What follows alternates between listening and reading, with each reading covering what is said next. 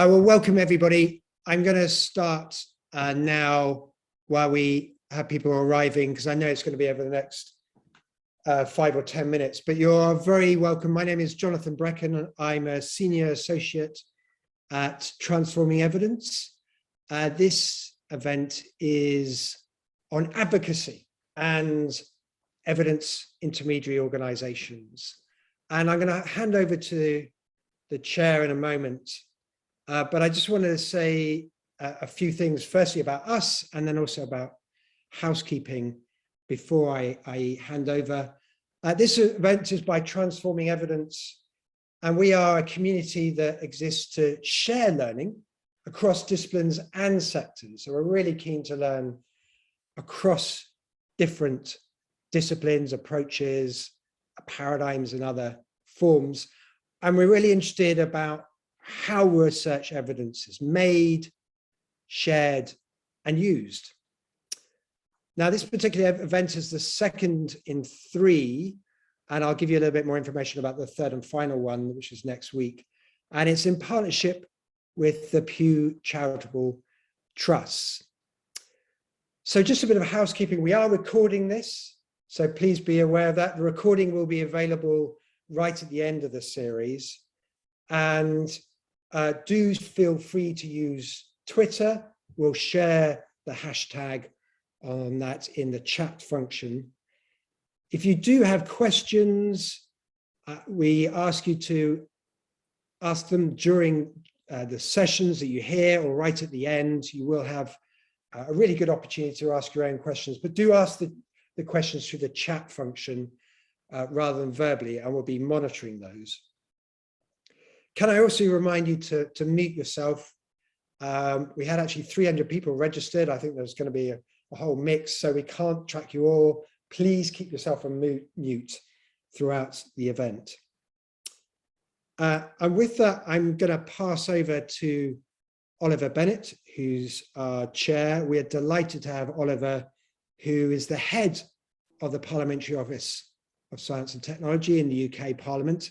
So very much a leading evidence intermediary that absolutely has to manage advocacy and politics. Oliver, over to you. Thank you, Jonathan. Hello, and a big welcome to everyone here and to our panelists. Jonathan says, my name is Oliver Bennett, and I am head of POST, Parliamentary Office of Science and Technology. POST works in Parliament to bring the best research evidence into Parliament to support decision making, mainly focusing on select committees and the legislative process.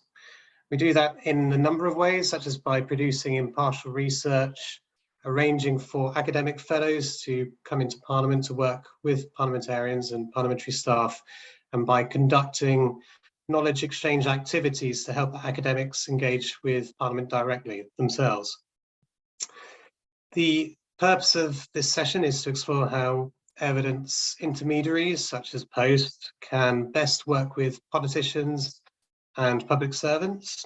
And related to this, to what extent should evidence intermediaries be involved in advocacy, such as promoting some types of evidence over other types?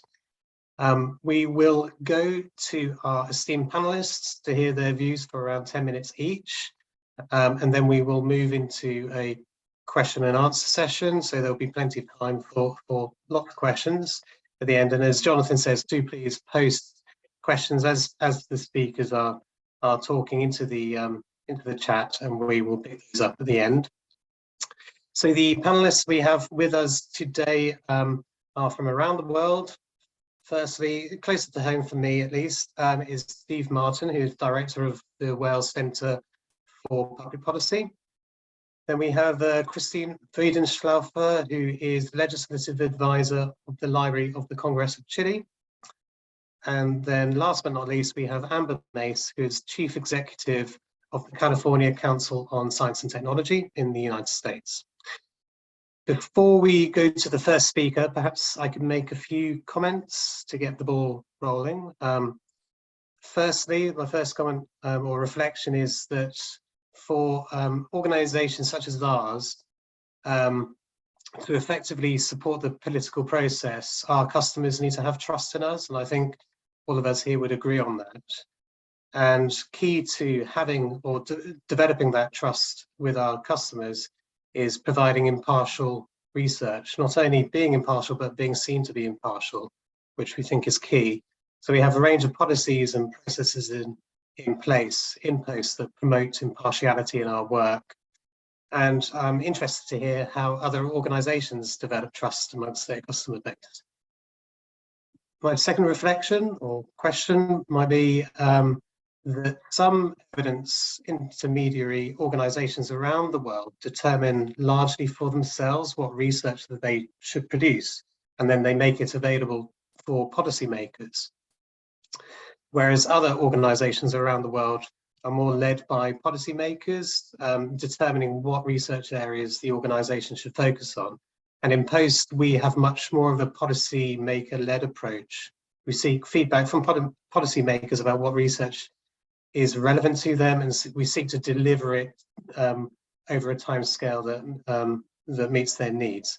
However, we do also seek to guide decision-making about the research that we produce in order to primarily ensure that Parliament also has access to research that's longer term in nature, because as we know, politicians are often focused more on short-term issues. So I'm also interested to hear about from the other organisations how they handle that issue too. And then finally, and reflecting on the title of the session, Biting the Hand That Feeds You, it would be great to hear from my colleagues how your organisations work with government.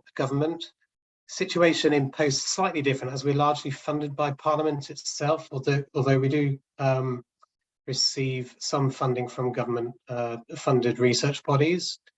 But in spite of that, we actively engage with government in our work, such as by interviewing civil servants and ensuring that government policy is properly explained in our research. So I'm also keen to hear how others handle their relationships with the government. If these issues don't come up during the talks, then perhaps I will ask a couple of questions of my own at the end, if needed, to flesh out these points. But that's enough from me. So I will hand over to Steve in Wales first to speak for around 10 minutes. Thank you, Steve.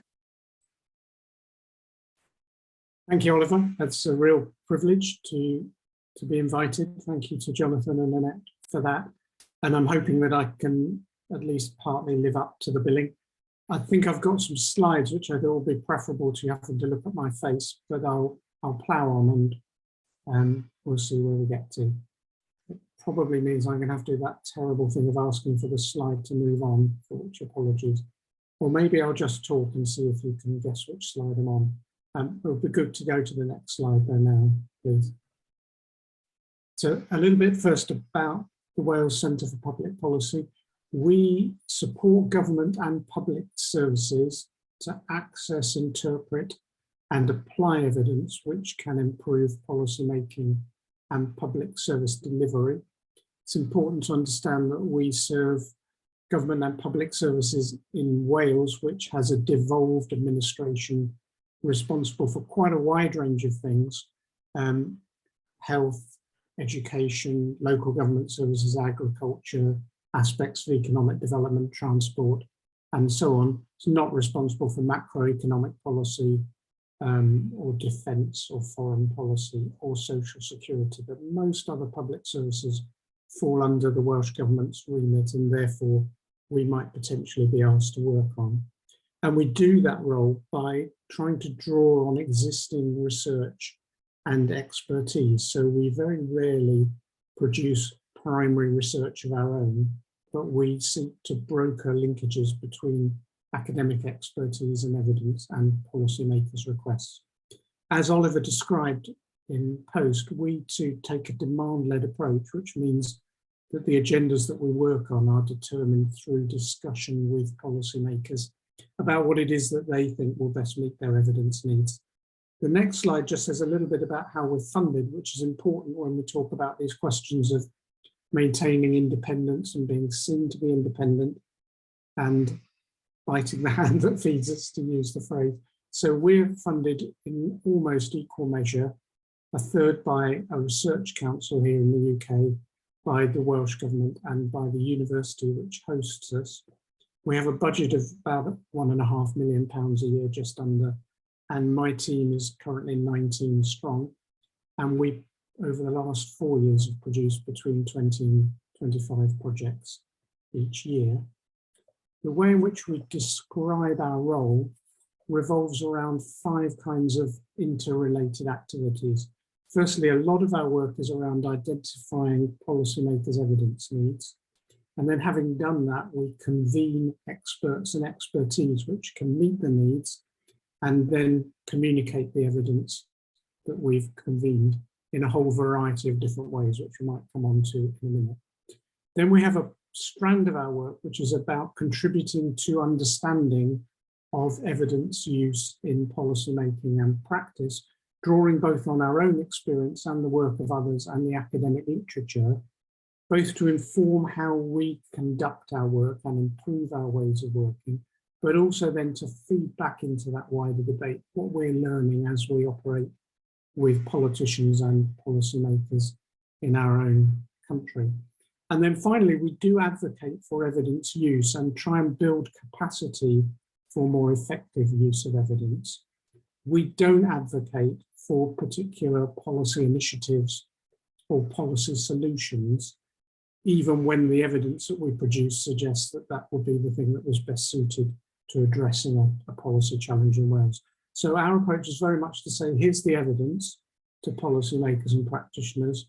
What you then decide to do or not do with it is your responsibility. You've got a democratic mandate. So we're not going to be part of a lobbying or campaigning organisation saying we must adopt this initiative, Minister.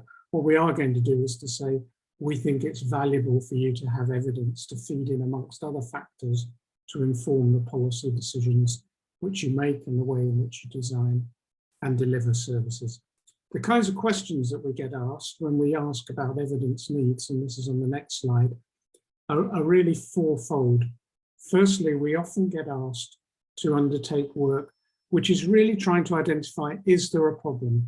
A minister might be hearing from her constituents on a regular basis or from her local party, we really must do something about intergenerational worklessness.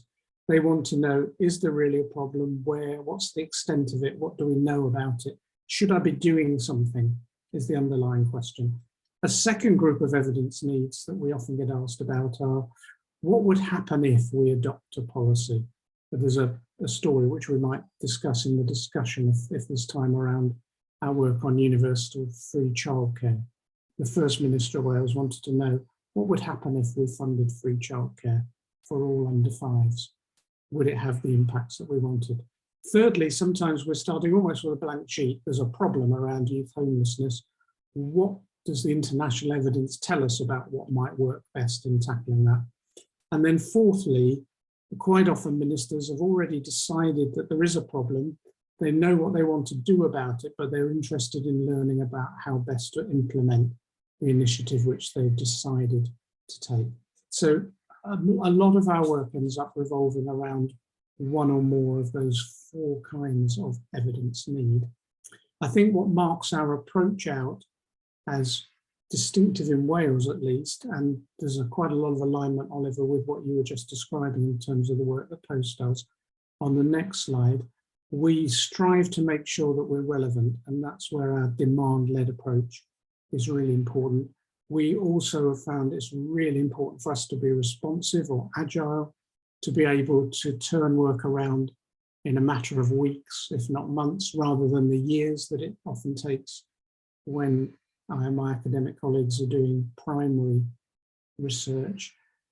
Really important that we maintain our rigour by following wherever the evidence leads. And I've borrowed this phrase from another evidence intermediary, which talks about being politically aware, attuned to the politics and the political debates, but studiously avoiding becoming partisan. And we strive to do that. And as Oliver has already said, and I'm sure we'll hear over the next hour, the relationships are all important. It's really vital that we maintain trust, both of the academic colleagues who we work with, that their work isn't going to somehow be captured and misused, but also the trust of the policymakers and practitioners who we're working with, that we're not going to grandstand or have a tantrum if they don't take any notice of the evidence, that we're not running to the press and so on. And we've made mistakes in that area. It's a constant tension, which I think we're always managing. It's a bit of a tightrope that we walk, and I could say a bit more about that in discussion, if that would be helpful. I can tell you about a time I got it really wrong in the run up to one Christmas, but we'll save it for a bit later. The next slide talks about the kinds of outputs that we produce. I don't know whether it's helpful to know this or not. I think you'd kind of expect we do this in common with many other intermediary organisations. So we produce evidence reviews, we write short briefings. We do a lot of work which brings together experts and officials around a table, virtual or physical, to discuss the evidence and the challenge which policymakers are interested in. And that's really important to understand the kind of nuances of the evidence. They're rarely straightforward answers to complex policy questions, and policymakers and politicians don't really expect that, and I think would be suspicious if we did present kind of oven-ready, clear-cut solutions. So having that chance and space under Chatham House rules to discuss the evidence and the policy challenge is really important. And then we do a variety of other things: policy analysis, process analysis, and increasingly we've produced blogs and podcasts and videos and live stream events alongside traditional written outputs.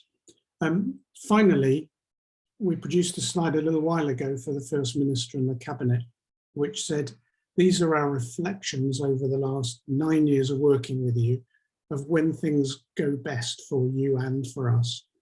And we've made a plea to them that the more clearly that we and they can work together to define the evidence need, the better the outcome.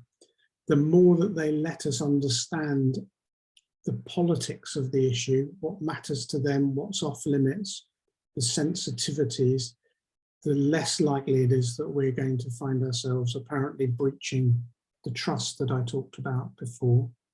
Buy-in from the civil service, absolutely vital to us. In the very early days, we were working direct to ministers, often on issues which they felt that the civil service hadn't dealt with properly, or which they wanted a second opinion to the kind of civil service advice that they were getting. And we've had to work really hard to persuade colleagues in the civil service that we're not a kind of alternative civil service, the 19 of us compared to the thousands of civil servants, that we really want to work with colleagues in the civil service to complement the policy advice they give. Really important that we stay in touch with at least political advisors, if not ministers, throughout the course of a piece of work.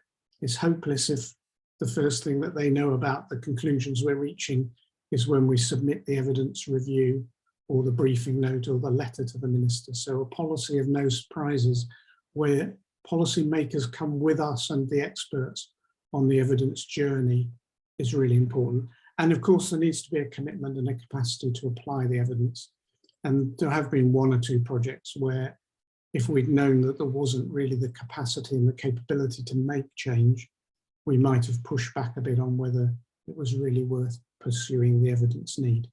And then there are a couple of slides at the end which quote what our ministerial and official clients say about our work. This isn't because I'm by nature a boastful person, I don't think, but I thought it might give you a little bit of a feel for the way in which those who are working for us see the work that we do. So I don't really need to read these out, I'll just leave them there. But what they're highlighting is, as I said before, the value of high quality independent evidence, the fact that they don't naturally know how to access that. It's often hidden away behind journal paywalls in an archaic academic languages. We researchers speak to one another. And the idea of being an intermediary between those two worlds comes through very strongly in these quotes. We're part of the What Works network as well, and we do quite a lot of work. I know some of you from other What Works centres are on this call, and we try hard to make sure that we draw in the work that other What Works centres do into Wales where that's relevant. I think I've used my 10 minutes, so I'll pause there, Oliver, and I look forward to questions. Thank you, Steve. I am sure someone's going to be asking you about that pre-Christmas kickoff later. But thank you very much for that, very interesting. We will now be moving over to Christine, who is in Chile. Thank you. Hello, good evening to everyone. And I'm really happy to participate in this event. And I would please ask Jonathan or anyone if you could share a brief video on what we do at the Library of Congress, and particularly in my area, which is technical advice, parliamentary advice.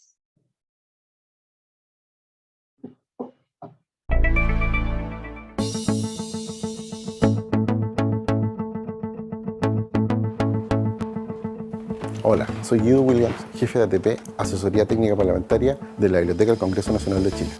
ATP es un equipo de 40 personas de diferentes disciplinas dedicado a responder consultas de información y conocimiento de la comunidad parlamentaria. Acompáñenme.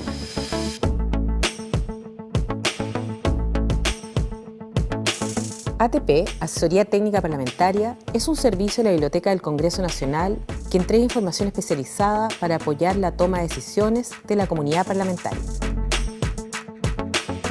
Estamos presentes en la mayoría de las comisiones legislativas desde hace más de una década en un proceso de asesoría técnica institucional propio del Congreso. Trabajamos para que el Congreso Nacional cuente con la mejor información disponible, pertinente y actualizada para realizar su trabajo legislativo.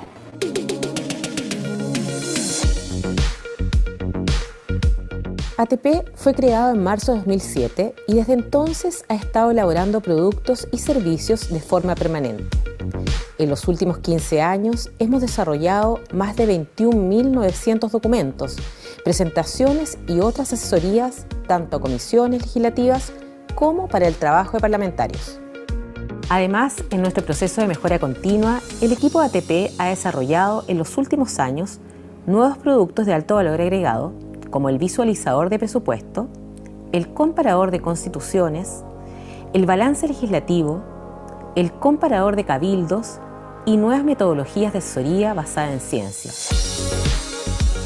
Todos los trabajos que elabora ATP son revisados y editados para asegurar su calidad técnica, pertinencia, imparcialidad y neutralidad, valores que impulsan nuestro servicio día a día.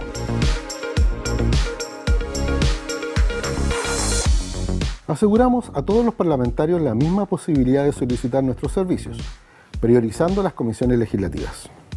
Además, nos esforzamos por entregar respuestas en plazos oportunos y útiles al trabajo parlamentario. Para la elaboración de documentos cuidamos que nuestros trabajos y presentaciones sean desarrollados bajo los principios de validez, respondiendo de modo preciso a la interrogante planteada. Confiabilidad, utilizando datos provenientes de fuentes reconocibles por su rigurosidad analítica y metodológica. Imparcialidad, prescindiendo de adoptar posturas político-partidistas particulares y de expresar juicios ético-valóricos.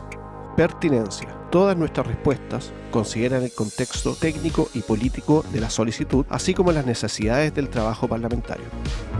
Cada informe cuenta con un proceso interno de edición que consiste en la revisión de otro analista y en la validación de la coordinación de su área, asegurando de esta forma el cumplimiento de los criterios de elaboración, así como los principios institucionales. El equipo que conforma la Asesoría Técnica Parlamentaria de la Biblioteca del Congreso Nacional se organiza en 5 áreas temáticas, más el equipo de gestión y coordinación. Este equipo de profesionales trabaja de forma interdisciplinaria para responder con la mejor información disponible las consultas de la comunidad parlamentaria.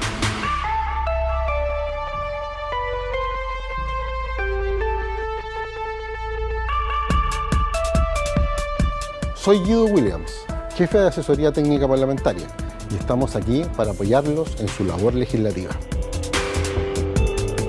Si usted forma parte de la comunidad parlamentaria del Congreso Nacional, puede solicitar nuestros servicios al email atp@bcn.cl.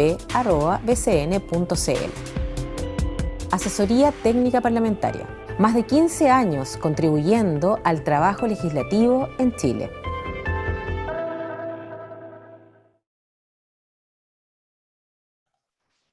Well, I hope you liked our video. It was an effort to explain what we do to our new parliamentaries.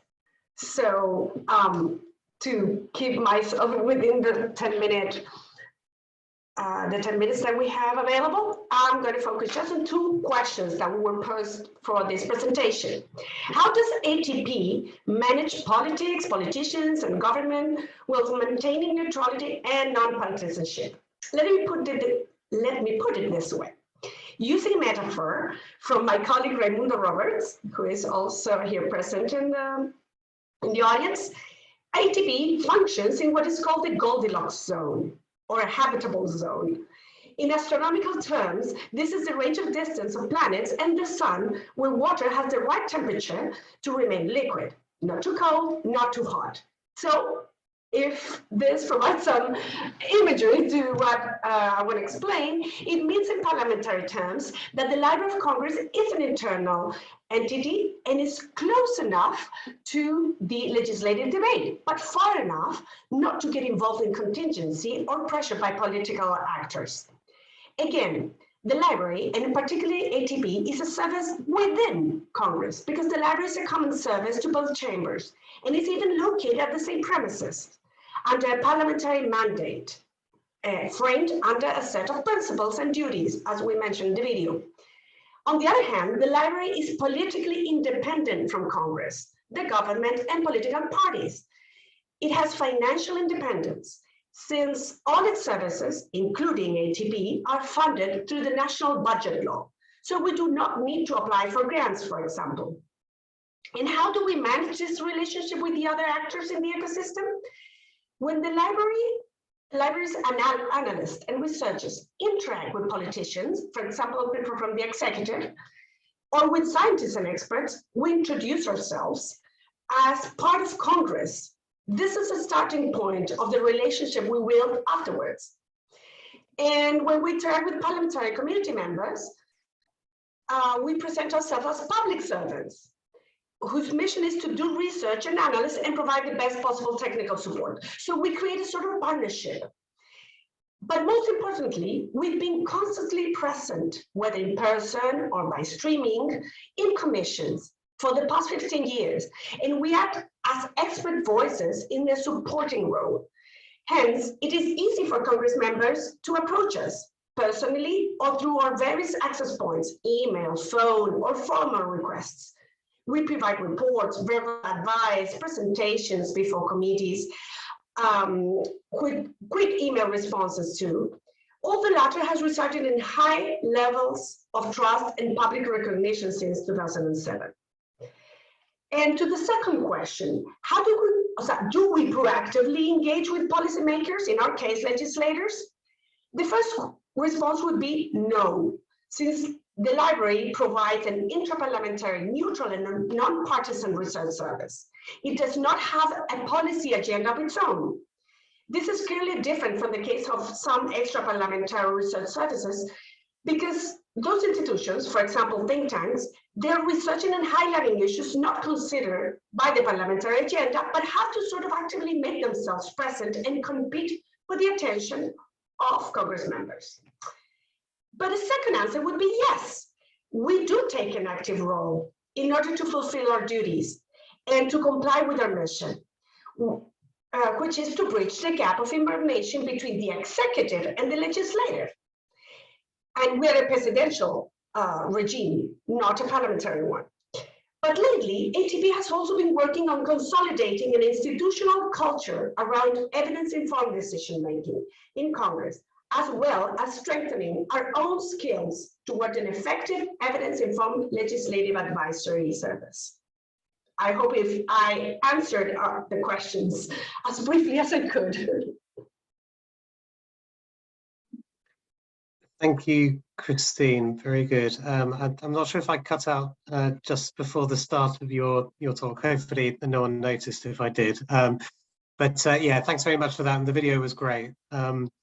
So I'm sure there will be plenty of questions at the end for you, but if we now move over to Amber, who is in California. Thank you. Hi there. Thank you so much for inviting me to join this esteemed panel. I'm delighted to be here. I'm Amber Mace. I am the Executive Director of the California Council on Science and Technology. I want to start by giving you my 3 takeaways. You've already heard them, so I love that. I love that there's consistency among our approaches. So my first one is that you have to be very politically savvy to stay apolitical. The next one is the relationships matter. So we can only move at the speed of trust. And the third is to be known as an advocate for evidence to inform policy. We need to make sure that we are not advocating for a particular policy outcome. And we definitely heard that from Steve and from Christine as well. And Oliver, you had a wonderful outline of what POST does. It was just great to hear because we're very, very similar. Let me give you a little bit of background about us as an organization, and then I'll dive into some examples. We are a nonpartisan nonprofit created at the request of the California State Legislature. We're based in Sacramento, which is the capital of the state of California. So we're aligning ourselves very closely with the policymakers in the legislature and in the executive branch, in the governor's office and all the 8 state agencies. We think about the demand side, the policymaking side, and the supply side, the academic and research institutions who supply the experts and the expertise. California is very lucky to have an incredible network of expertise, and we have formal partnerships with academic and research institutions throughout the state, the public and the private universities, and they are the source of the expertise that we pull in. We have 3 core values of service, independence, and partnership. And these are all rooted in our commitment to diversity, equity, and inclusion. We think a lot about how the advice that we deliver is intended to improve policy outcomes for people, the environment, and the economy. And we know that there needs to be a diversity of expertise and perspectives in order to achieve that. Our key ingredients for success are our skilled staff. I'm going to talk a little bit more about them. Our powerful partnerships, both on the policy side and the academic and research side, and our rigorous process. And this allows us to take on very complex topics, which we've already heard about. These issues are complicated, they're nuanced, and they're politically sensitive. So we've taken on issues that span hydraulic fracturing, climate-driven wildfire, COVID-19. We're using an umbrella of disaster resilience right now to help focus some of our efforts because we know we can't take on everything. We're a relatively small organization, very similar to Steve's organization. We have about 18 staff, and we have 15 science and technology policy fellows. I'll talk a little bit more about them too. And we deliver recommendations through big peer-reviewed reports, through briefings and workshops, and a policy fellowship program where we place PhD scientists and engineers for a year of government service and leadership training. Again, we have 15 of those each year. And let me talk a little bit about number 1, about how to be very politically savvy to stay apolitical. And you've already heard this, but you need to really know the system in which you're operating. You need to know your target audience of policymakers. We understand that there are big cultural differences between our science experts and our policymaking landscape. And to bridge these 2 worlds, we have to be experts in these different cultures. We have to understand the different languages that each speak. We have to understand the different timelines, different incentives, different comfort levels with complexity and uncertainty. And in order to do this, we have a wonderfully talented team who has firsthand experience in the science realm and in the policy realm. And I know that my career throughout has led me to be a better translator because I have gone through immersion programs, as I think of them, where I was immersed in the science realm during my graduate work to get a PhD in ecology. And I was immersed in the policy realm where I was either serving as a science and technology fellow in Congress or in the state, or actually being a policymaker myself as a government appointee. And it was through these firsthand experiences that I learned about the 2 constraints and what's really needed to help support the work on the demand side, the policy side, as well as the supply side, the science side. Relationships matter. And again, we can only move at the speed of trust. You know this. And in our credibility as a nonpartisan evidence intermediary, it takes a lot of time to build up that trust, and it's really easy to lose. And so we think a lot about how we can maintain our credibility as a trusted source of independent advice.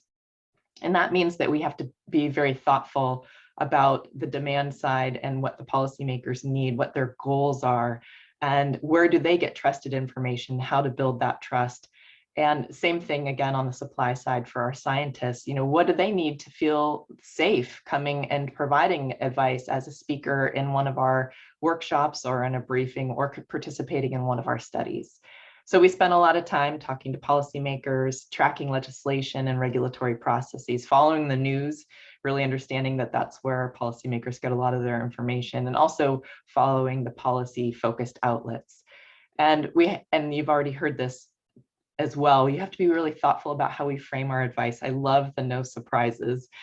We take that approach too, and we don't want to play gotcha. We don't want to deliver recommendations that we might think from a science side, it makes all kinds of sense, but until we sit down with our policy-making partners and go over the recommendations before they become public, they have a chance to say, actually, that's not going to land well at all. I think what you mean is this, and we don't change the content of our report. That's very important, or the content of the work that we produce.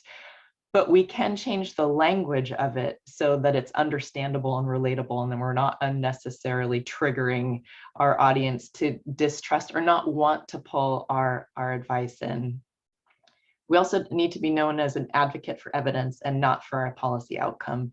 So again, that is being made sure that there is something that's driving the policy need, not overstepping those bounds, and making policy recommendations, but understanding what the barriers are to progress. Is it a lack of evidence, or are there some other, sometimes it's not always a lack of knowledge or information that's preventing progress.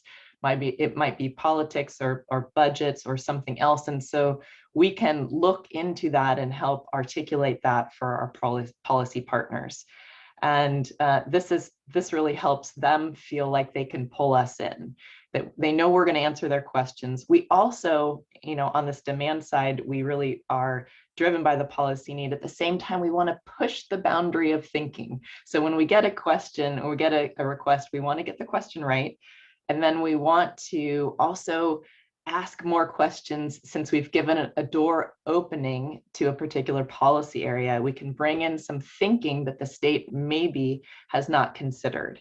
And that allows us to both have that pull of policy need and a little bit of push to expand and consider thinking. So we did this with an underground natural gas storage study. California had a big methane leak and wanted to know if it was safe to store natural gas underground. They called us in, we answered a lot of the questions, and then we also pushed them to think about the future of natural gas needs well beyond what they were initially considering. So we've done that really well with our peer-reviewed reports, but those are very expensive and time-consuming. So we're thinking about what are other things that we can do, more workshops, more briefings that are more timely and allow us to get advice into policymakers' hands sooner. Our fellowship program by far is the most effective way to build trusted relationships, because these fellows who spend a year working in the offices of the legislators or the agency departments and agencies, they become trusted members of the team, and they can actively pull science in a way that we can't from the outside. And the wonderful thing is that every year we bring in more, and they often get hired. And so now we have this wonderful network of these policy savvy scientists who are pulling science in, and I've hired a bunch of them to work for me as well. So there are a lot of different ways that we do this. There's a lot that we've done well, and there's a lot that we're learning. We keep trying and continue to innovate on, because it's difficult to stay in that Goldilocks zone. Christine, I love that analogy. So I look forward to the questions that you have. Thank you. Thank you very much. Yeah, in the posts we find that we often employ our former fellows as well. We see them all around Parliament. And the fellows themselves often tell us that the experience tends to be quite life-changing. It really broadens their horizon to understand where they can use their academic skills. I was also quite taken with your point around thinking about the academics as well, and what it takes to make them feel safe and comfortable in engaging with these processes, which is obviously key. Thank you very much, Amber. We will now move to the question and answer session, and we have until about 6:10. So I see there are plenty of questions in the sidebar. So I'll go to Laura's question first. She got in first, and she asked, she said she was interested to know how other organizations use or don't use consultation responses as a method of evidence sharing or promotion. Are these a useful evidence sharing tool or more of an advocacy tool?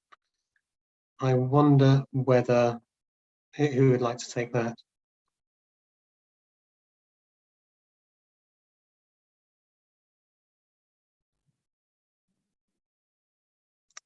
Maybe Steve, you could have a stab at it as you spoke first, maybe. I thought that was going to happen. Apologies. To tell you what I think our response to that is. So we're very clear that the potential users of our evidence are policymakers and public service leaders.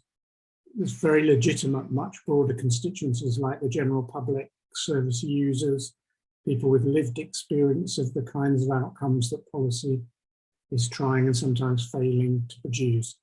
But our niche is not that broader kind of constituency. So our processes of consultation and co-production are all around the policymakers and practitioners who we're trying to support to access and use evidence. And we have a variety of ways of doing that, but on the whole, they're pretty much discussions, one-to-one discussions, reading a lot of policy documents and strategies and so on, and then the roundtable process, which I alluded to. Great, thank you. And Amber and Christine, would you like to add anything to that? I'll say that I'm not familiar with the term consultation responses, so I may not be understanding the question exactly, but one of the things that we think a lot about is how do we maintain that rigor and credibility without the full peer-reviewed process that we engage in for a full report. And so when we're thinking about pulling in experts in near real time, we think about how to articulate that they're providing expert opinion, and that expert opinion is not a consensus view, and that we have to balance that need for real-time advice, and that real-time advice that doesn't step over the bounds into policy recommendations. And again, we work with our experts, our science and technology experts, to help train them so that they can distinguish between the two, and that the advice and support that they give is going to be timely. And again, this gets back to protecting them, protecting their reputation, and protecting their credibility as independent by helping them to understand expert opinion and the nature of what we're asking them to do. Great, thank you. If I could complement all the answers that Steve and Amber have provided, I would like to mention that the library, we are developing new methodologies. We're in that process to keep this continuous effort to improve what we do, because after 15 years, there's a lot that requires new approaches. The world has changed, and also the audiences change. So part of these new methodologies is what we called an expert consultation. And I hope I'm referring to what is being, the information is being required in the chat. What we mean by this consult methodology is what we do. We post this question that it's been part of the legislative debate and presented to different experts, sort of like a mini Delphi. And we send them like specific questions that then we take all these questions from an anonymous, and do one report with all the answers. But it's more like a brief description of all these answers from all these experts. And it's not an analysis that we provide, it's the opinions of these experts on this specific issue. And we're on the process of implementing it. We've done it already, but we're still trying to find more ways for experts to get involved in the decision-making process in Congress. So if it's going to be as useful as we hope for, we're there. We're trying and we're testing. So maybe we can tell you in a year how it has worked and if it's worth continuing this process. Sure, thank you. Yeah, maybe a couple of reflections for me as well. I think for posts, we don't issue kind of full consultations as most people would recognise that happens as part of the policy making process in the UK. It's as it sounds like with my colleagues from the other organisations, that we're doing kind of limited consultations with experts and trying to distill their knowledge down. Partly for practical reasons as well, that enables us to be agile and quick and meet the deadlines that we're given. I think running a full consultation on the questions we issued would just be impossible. However, a piece of the work that Post does do, which kind of crosses over into this area, is supporting our committees in the UK Parliament to conduct more surveys and kind of mini consultations for themselves, so that they can get evidence on the public's lived experiences around the topics that the committee is interested in. So rather than us doing that work ourselves, the social scientists and Post are advising committees about how they can pose questions in a way that, say, aren't leading, or how to interpret the evidence that they may receive from a survey of that nature and use it in a report. But yeah, okay, thanks very much all. I would like to go to the next question. So there has been a bit of back and forth in the chat about this, but I think it's still a good question. This was from Steve, who asked, what do you do when evidence isn't enough? So perhaps when there isn't enough evidence on the topic that you've been asked to look into. Who would like to go first on that one?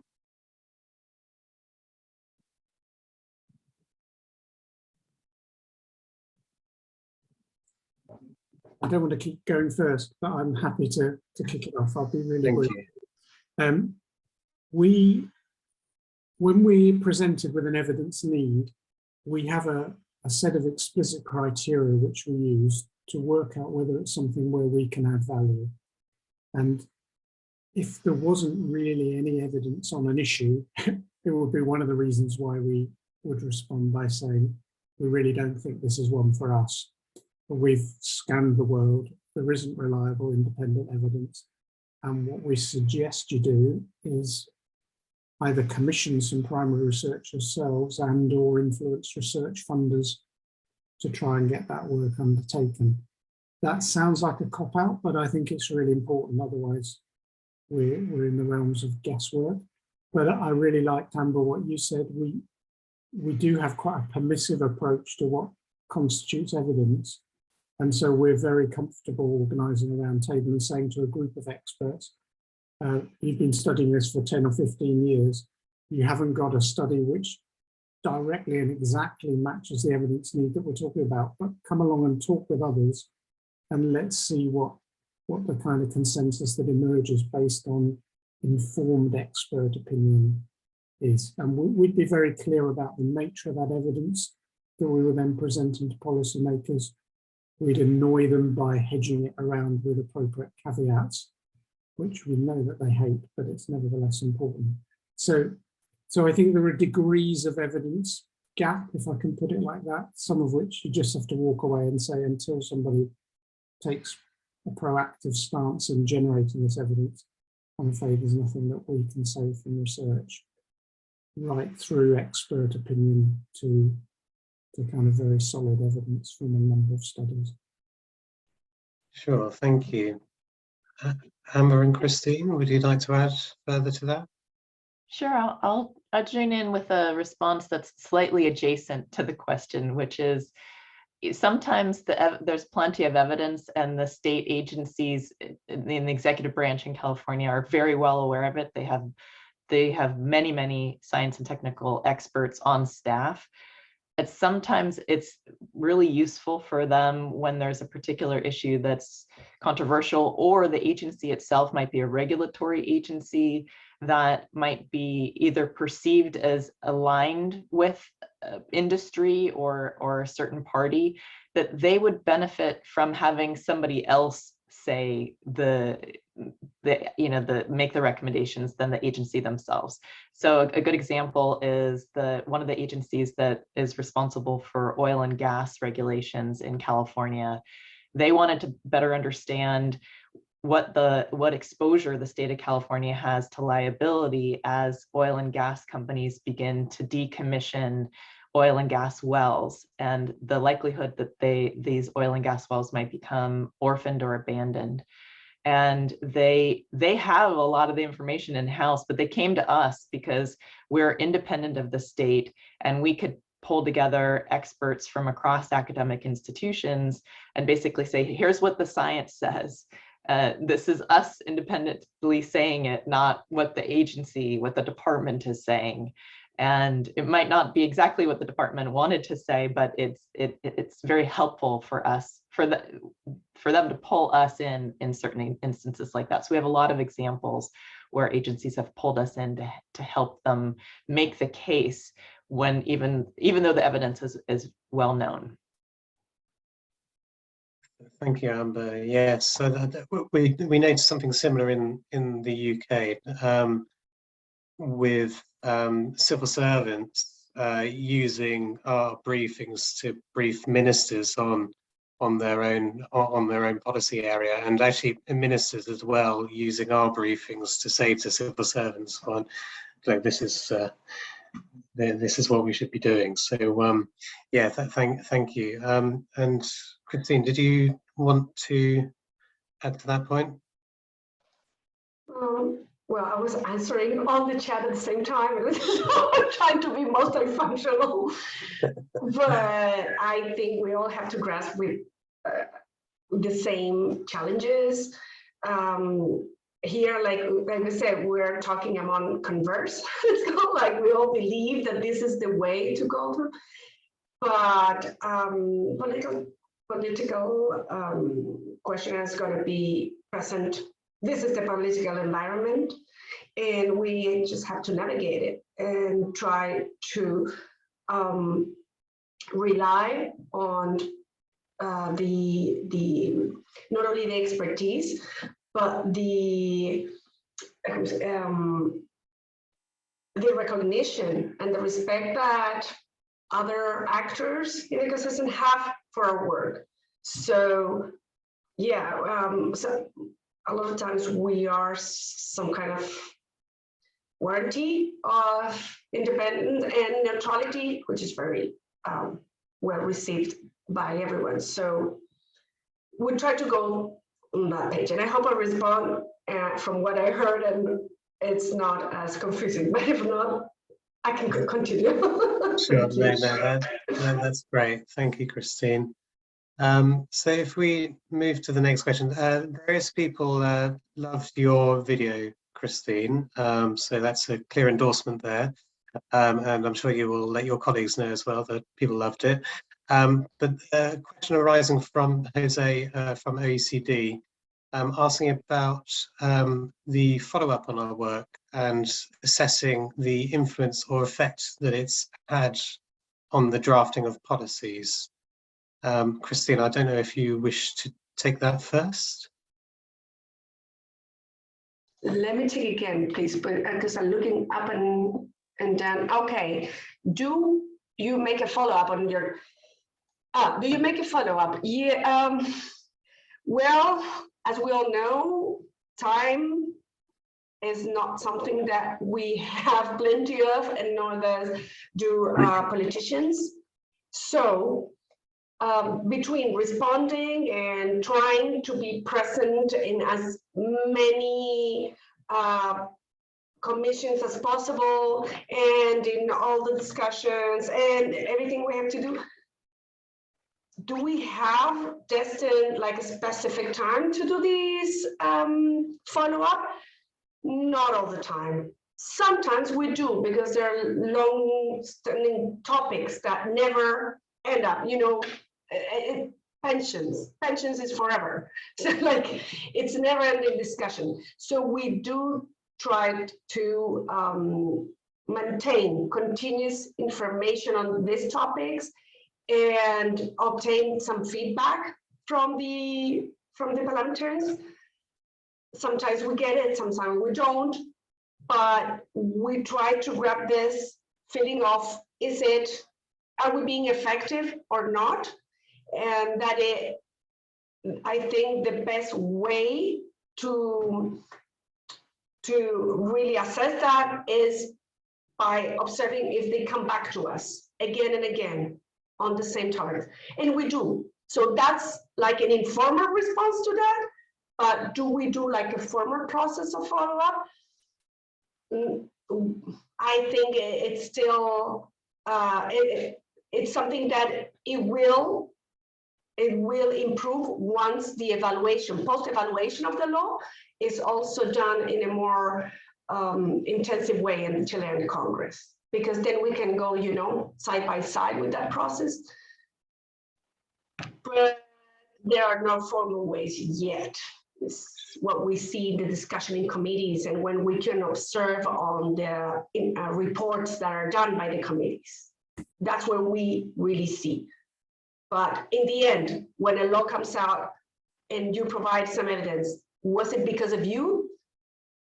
When there are so many voices in the discussion, it's more difficult. And I think, and we've talked about this with other research services in Chile. We talked about this with POST too, and I think we all share in that sense that it's a very difficult process.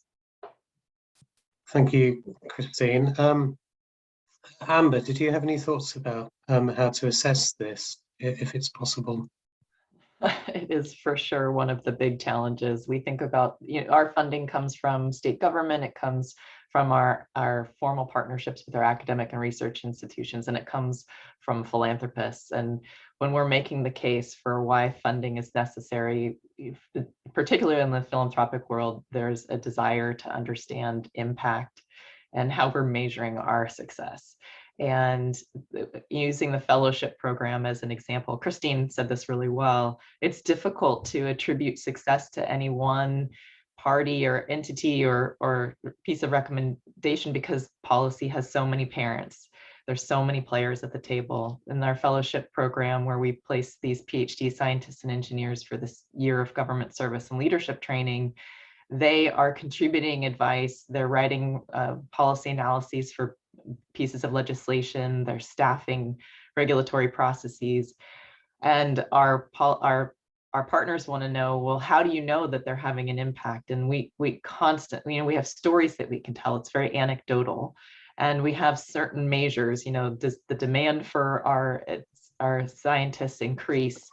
Are there more scientists involved? So we have some basic quantitative metrics, but it's still really difficult to get at the actual impact. And the follow-up we I would say have a lot of work to do in that space to find out, our past reports and our past engagements outside the fellowship program, what have they led to? And are there areas that we can work to help, keep moving the topic forward? And we just haven't had the capacity to follow up deliberately in a formal way. Again, we do it, like Christine said, in an informal way, but it's certainly an area of growth for us and an area that we'll continue to work on. So I love hearing other people's examples around the world of how this is done. And I have yet to hear a really concrete way to measure impact in this space. Thank you.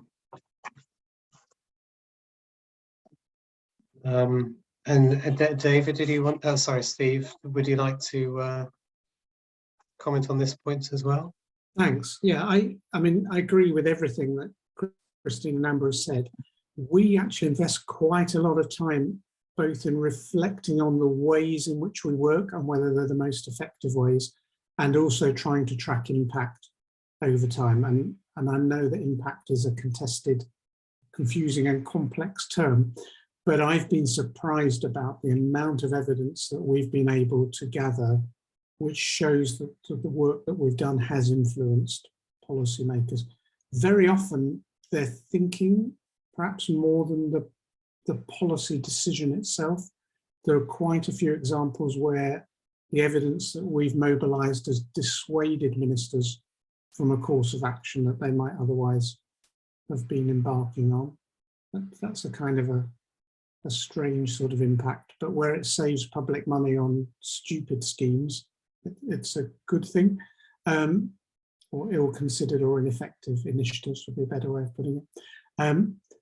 We also have a lot of instances where the work that we've done gets cited, for example, in a government strategy or policy document, or in debates in plenary in the Welsh Parliament. So there are quite a lot of pointers to the work that we do having significant impact on the way in which policy debates are framed, perhaps more than on the choice of individual initiatives. Sure, thank you, Steve. Yeah, similar situation with posts, really. It's difficult to evaluate, but we also seek to use measures of citations or downloads of our briefings. Most of our briefings are published online, so that gives a bit of an indication. But Post has also commissioned some academics to do kind of surveys of our customers as well, and those reports are actually online, so anyone can take a look at those. It's I think that there's a report on the use of evidence in Parliament, so we looked more broadly, and then specifically around how post research is being used. And actually those reports have changed how post functions. So for example, one of the findings for one of those research projects was that post really had an impact when we were involved in presenting it, well, when we were presenting information at the start of the kind of policy consideration cycle in Parliament, and specifically before a select committee was going to be looking at the topic. So we now work really quite hard to identify what the committees in Parliament are going to be looking at, and matching our research up with the committee interest, and then producing the research before they start their scoping of their inquiries. And we find that's how we really have an impact on the thinking of the committees. Thank you. So there's a question from Kennedy, who asked, how do you influence policy while manoeuvring through politics? Do you see the level of influence being low during election periods? The question was directed at Steve, so I don't know if that means you have to take it first. Yeah, I've tried answering it in the comments, possibly unsuccessfully, but the gist of what I said was that run up to elections are tricky times for us because opposition parties take work we've done and use it to bash ministers with. And in the run up to the last election, we became a little bit of an election issue ourselves. We were an example of the Welsh Labour-controlled Welsh government wasting money on pointless schemes like evidence mobilisation. And one of the parties pledged to abolish us, which was the kind of profile we didn't really want. But I think we have the most potential in terms of policy windows about a year out from elections, when parties are thinking about what they're going to include in their manifestos. And then we find really receptive audiences 3 to 6 months after an election, when ministers have settled into their new portfolios and are thinking, so how on earth am I going to deliver on these programmes for government commitments, which I find I have. So yeah, elections tricky, but the periods either side of them quite fruitful for us. And do you have a period of time when you stop producing research just to create some space around the elections? Yeah, sorry, I slightly missed the last bit of that, Oliver, but we don't publish stuff in the pre-election period like other organisations. So we'd carry on working, but we wouldn't bring stuff out Sure. a few weeks prior to an election. Thank you. And how about you, Christine? Yeah, I think we go, particularly Parliament, so research services and parliaments go through the same cycle, where we have all this intensity during certain times of the year, or from the legislative period of time, so from the active legislative timing, but then it goes down when the elections start, because of course they're totally worried about their re-elections. Or so yes, there's like a winter, like a winter in terms of the demand for evidence. And then again, once they're all in, it starts going up, and this is what's happening right now. For example, probably you all heard that we have a new government, a young government, and also we have all these new parliaments. There's I don't know, 20-something political parties right now present in Congress, which is a lot. So that means from the whole spectrum, it has been atomized. Atomized? I don't know if I'm using the right words, but that means that we have a lot of requests, not only from political parliamentary groups, but from more individual groups. So that means a lot of extra work and research, but from different approaches, because they all come from different places and they all want different answers. So we have tried to navigate this political sense. And yeah, this is where we're right now. It's very, very intense, but we know it's a cycle, and then it will go down once new elections come closer in time. I don't know if I answered what was being asked, but pretty much is. And it's, like I said, it goes up and down constantly. Sure, thank you. And Amber? I'll give you those 2 minutes left that we have if you have any wrap up that you want to make. I think my colleagues made great points. Sure. Well, actually, we do have 2 minutes left for questions. So, so how about we go for one final question? So, if we have some quick responses, please, from the panelists. So, there was a question from John asking about evidence sources. So, do we look beyond trusted evidence sources to assess the quality of the evidence products? So I guess maybe I could rephrase that to how do we assess the quality of the sources that we are looking at? Maybe some practical tips.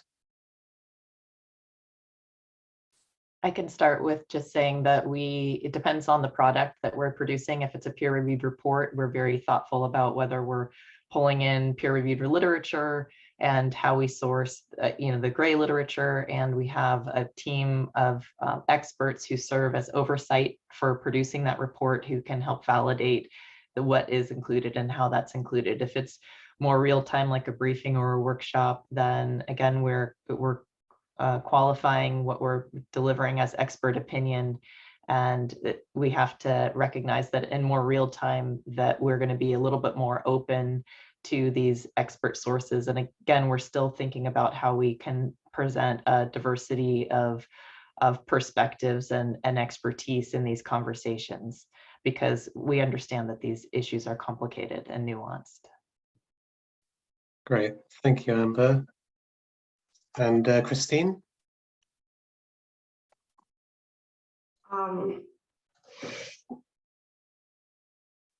Well, to wrap up, I think that, again, it's a development process. We're all the same. We are all striving for the same results. We want to make an impact. We want to have evidence, inform policy and legislation. But again, we have to look at each other and see what works, what doesn't work, and what everyone has been doing. And in that sense, we really appreciate. I love meeting new colleagues in the same path. So, because we've also developed very good network relationships with other research services around the world, particularly POST. We're very close to POST. But again, it's a never-ending process, and the challenges just go up. And as much as we can support, for example, with new effective methodologies, those are welcome. I think that would be my last comment on the topic. Thank you very much. Sure, thank you very much, Christine. Steve, would you like to say something to wrap up? Very briefly, yeah. Thank you. I think we put a lot of work into working out who are the experts who we want to work with, and validating both their expertise, but also that they've got the skill set to communicate in ways which will land with policymakers and public services. And that's not always actually the leading academic in their field. Luckily, we haven't gone on to my Christmas newsletter or some of the other adverse experiences we've had, but I've been surprised sometimes how much support even very senior colleagues have needed in order not to fall apart in a round table or to retreat into academic language. So I think quite a lot of kind of background checking, reading what people have written, having meetings with them online before we do anything else to see if they're interested and if we want to kind of pursue a relationship with them. A lot of triangulation. So I think we try and find the expert's expert. And if somebody's constantly being referred to by their colleagues as the go-to person, that's interesting. That needs to be balanced against some inclusion criteria so that it's not all middle-aged or elderly men in professorial positions who are used to doing this kind of work, who we kind of default to. And then peer review is quite an important part of our process in a very similar way to the way in which Amber's described. We want to make sure that we can publish everything that we do rather than working in the dark and behind the scenes. And for that to happen, it really needs to be able to stand up to challenge and review by other experts in the field. Great, thanks very much, Steve. Some great tips there. And just to wrap up for myself, thank you very much to Jonathan for inviting me to chair the session. I found it really interesting, and I always find it really inspiring hearing from other colleagues around the world working in this space, and always quite surprised how similar the issues are, even though the contexts are often so completely different. But thank you very much. Thanks, Oliver. I'm just going to finish off in the last 30 seconds by plugging our next and final event, which will build on this event and the former one on systems by looking at the future. So please do join us. It's the same time next week on the 28th of June. Please do join us because that's going to be about the future. We are going to be doing some blogs on this, so I see there's lots of other questions in the chat function, and we just can't possibly cover them all. So we're going to try and get some of the speakers to cover them in some blogs, if that's possible. But I really want to finish by thanking Oliver for your great sharing, particularly some really long questions there. It took me a few minutes to process there, which showed the richness and depth of interest. Oliver, Steve, Christine, Amber, thank you so much. And I hope we'll see many of you again on the 28th. Thank you, everybody.